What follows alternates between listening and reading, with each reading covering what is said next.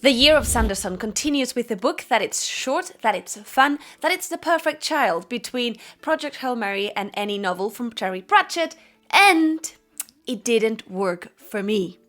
I really wanted to love this. When I started it, I was sure that I had in my hands a new favorite, but then as the story progressed, I just didn't feel that this was a Sanderson novel, and I was a little bit disappointed. However, there are so many good things that I can really see how this can really work for a lot of people. So let's start with that. If you're looking for something to be a palate cleanser, to get you through different, more dense reads, this will make it, because this is light, this is fun, it's pretty humorous, it's a good blend between fantasy and sci-fi, leaning way more towards the sci-fi spectrum than the fantasy, but I was really fine with that. The main trope that it has is what Sanderson calls this white room, which is basically that our main character wakes up with amnesia and he doesn't even remember who he is, what's his mission, nothing. Who am I, gambling? And you as a reader will be unveiling that mystery throughout the pages, which makes it for a really plot-driven story. It's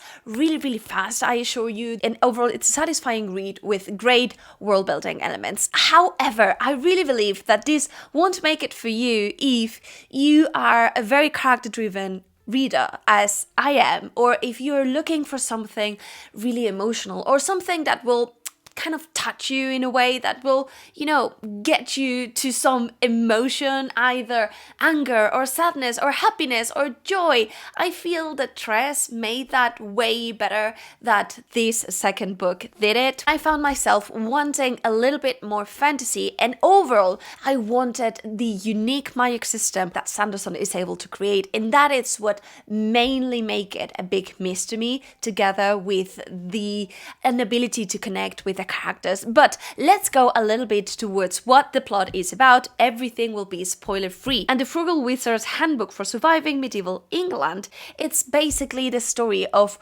this man that wakes up one day and he is like in a field. He does not even know his name, nothing about it. And we will follow the story as he starts to remember who is he, what's his mission, and he embarks himself in this journey to do something. And along that journey, we will meet different characters that will be the companions of our main character, which, for the sake of spoilers, I won't unveil what's his name or anything like that. And that sounds really cool, and it is. The thing is that it was a little bit tropey for me. And before getting into the world building, a little bit of how is this book structured. There are 4 parts and then an epilogue, but overall, this book, it's fairly short. I read it in, let's say, 7 hours, and I'm not really a speed or fast reader. And I really liked the first part, and also the last part I also really enjoyed. It's the middle, the majority of the book that wasn't maybe for me. But this will be the most humorous, funny book that Sanderson has created to date.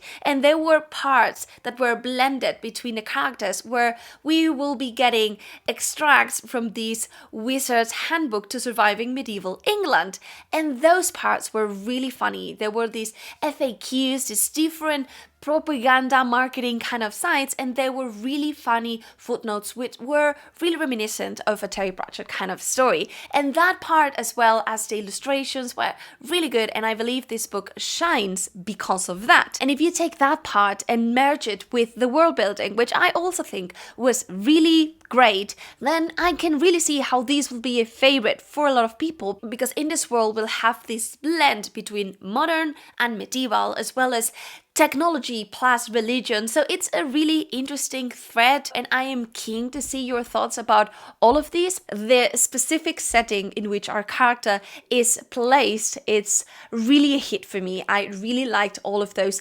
elements, and I thought it was really unique. It's a non-Cosmere book, and it tells, it shows, it's super different. The thing, though, that made this book a miss for me were the characters. We will be mainly following one point of view, and everything everything is told in first person, which it's fine. And it really begins in a way that I really enjoyed, really reminiscent of Andy Weir's writing style, especially with Project Hail Mary, but also in The Martian. And we will have this character that is trying to figure out who he is, and he is using humor as a coping mechanism to understand things.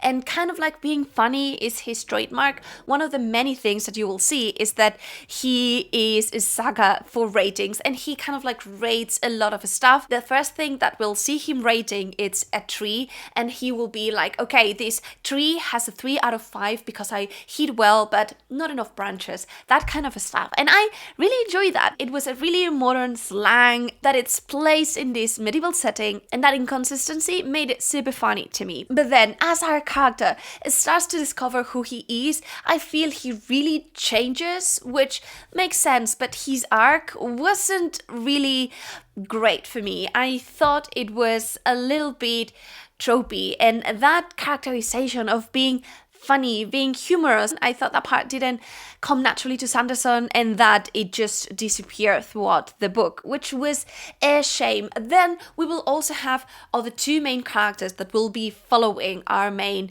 guy throughout this journey. They were good, but overall I wasn't able to connect with any of them.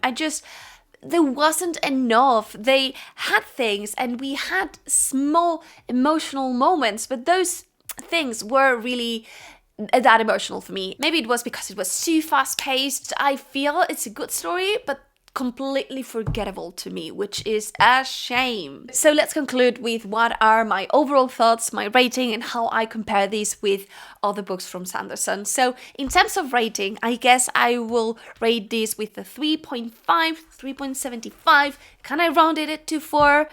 Maybe, but really the part of the characters and not having this emotional ending or overall tone throughout the story, it didn't vibe with me. I guess that when I see that Sanderson has released a book, I always expect my favorite author to do something that I love, and this is so far off from what I'm used to read from him that I felt that what I was expecting, it's not what I got, which can be a me thing and a thing about expectations, because I really believe it's great that he is testing different writing styles, different complete topics. I just felt that he lost all the magic in here, his magic, in that we didn't get something truly special. If we compare this with the first Secret Project, I really believe that Tress was way better. The characterization was phenomenal. The humor was way more subtle, but still very on point. Having Hoyt narrating staff really helped for this whimsical, truly magical feeling. And, it was a cozy book.